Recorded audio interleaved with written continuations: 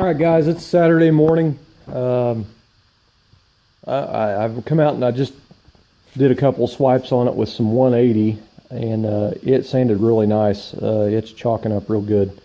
So the firewall's ready to be blocked out and get puttied up and some 2K on it. But I have decided I'm going to go ahead and try to get all my metal work done on my chassis today. I'm going to work till about 11 or midnight tonight and just try to rock and roll it out.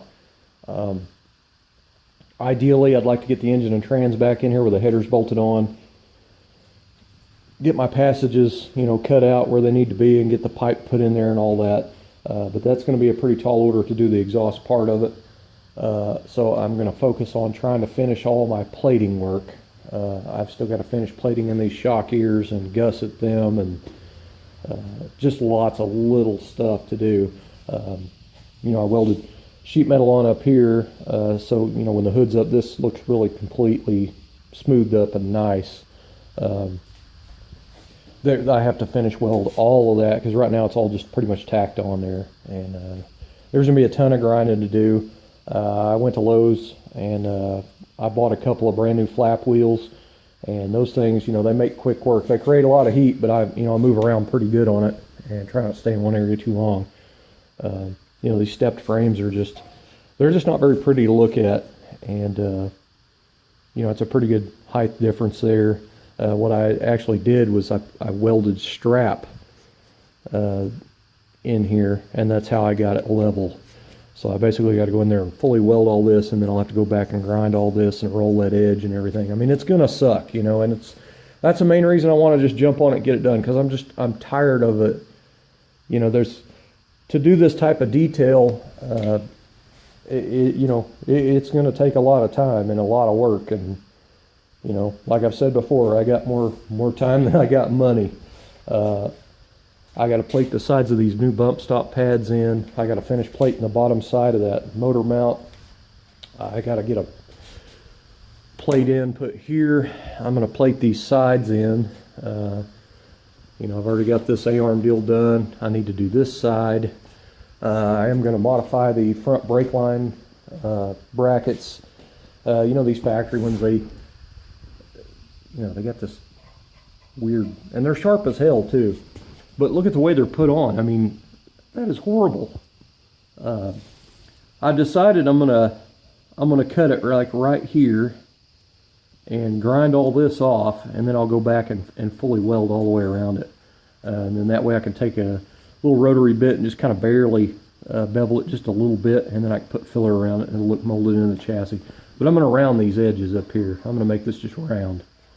I don't like them crazy angles on that. But so it's just little stuff like that I'm going to be doing all day. But I'm going to try to knock it out. Also, the way these body mounts are connected, that's just really horrible to look at. The other side, I did this a couple years ago when I started working on the chassis. I actually went in there and ground that down and went back and re-welded it, and then I kind of run a rotary bit on it a little bit. And then this way I can take the filler on my finger and run up through there and then do my little 3/8 fuel hose with some 80 on it and mold it in, basically. They'll look molded in when they're done. I still need to bevel grind this a little bit with a rotary bit, both sides. There's just lots of little stuff like this to finish up. Lots of loose ends I've started and just didn't quite get finished. I have to cut out this loop back here and make it tighter up in there because it's too low. I got to finish these shock ears and build gussets. I got to drill holes back here for my rear bumper. I did mock up the rear bumper on the car where I wanted it. I had two buddies over here holding it, and I got in there and marked it. So I need to weld up my old holes and then re-drill new ones.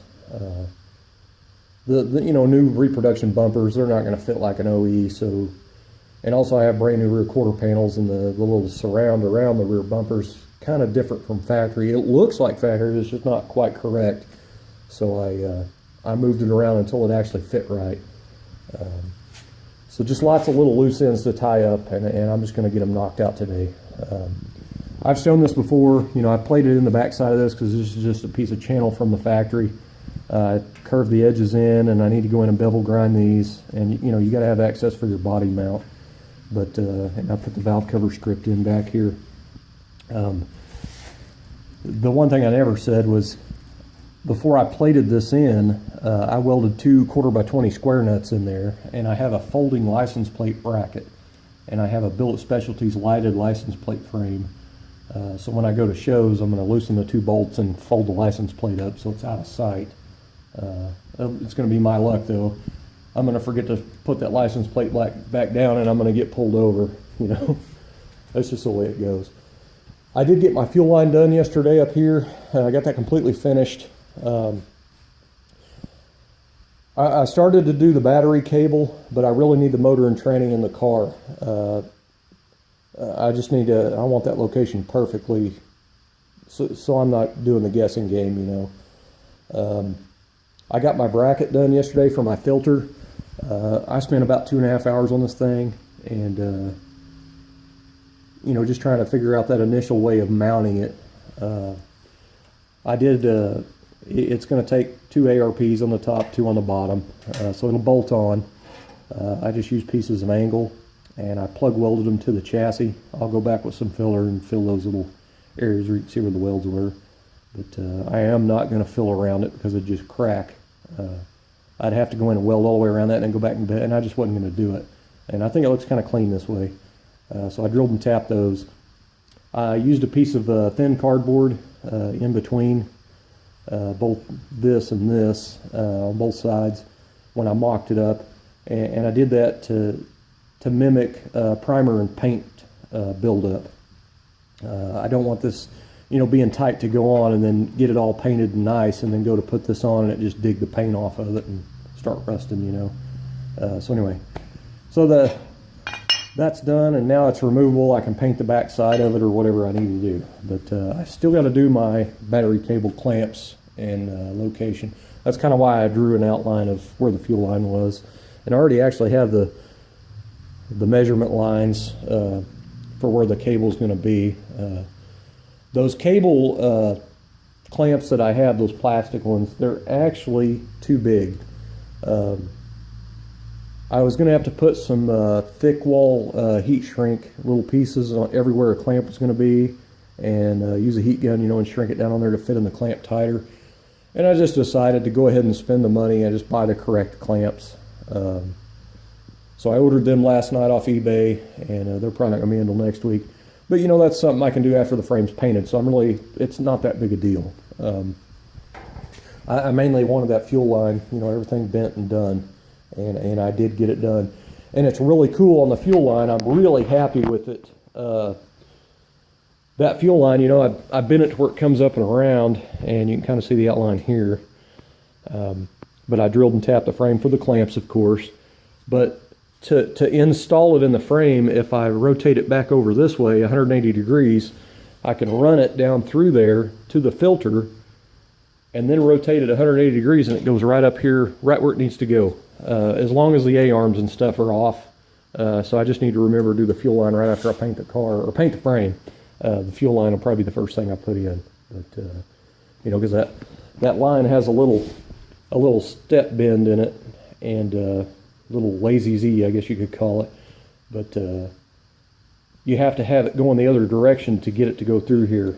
It just doesn't want to go with that fitting coming up into here on this side. So if I rotate it 180 degrees, it slides right in, and I rotate it right up and it falls right in place. So it's really cool. And the rear one, you know, it just bolts on. I could literally have the body on the frame and slide it straight in. It would go in with the body on, but now I'm going to put them all on after the frame's painted. But I just thought that was cool that I made the, you know, that would actually be removable if it ever needed to be with the body on. So anyway, I'm starting to ramble on. I'm going to get after it. I got lots and lots to do. I would love to get the motor and tranny bolted back in the car or in the frame, and I'd like to get the headers on, and you know, get my exhaust passages lined up where they need to be and get those holes sawed out. The front, I'll have to use a plasma cutter. You know, when you got an angle like that and you're putting a piece of straight pipe through there, your hole's actually going to be a big oval. So anyway, that's the main reason I bought the plasma cutter, was to cut out that. This back here, I'll just use a hole saw and put the pipe in it and weld it up. I was trying to figure out the brake or the battery cable yesterday, so I mocked up my starter and a header so I could kind of get an idea. And it was getting to the point where I thought it'd probably be better if I went ahead and got the mock-up engine and trans back in the car, and then try to figure out the battery cable instead of trying to wing it, you know. So anyway, I guess I'm gonna get after it, guys. I got a lot of work to do. Not looking forward to it, but I'm gonna do it.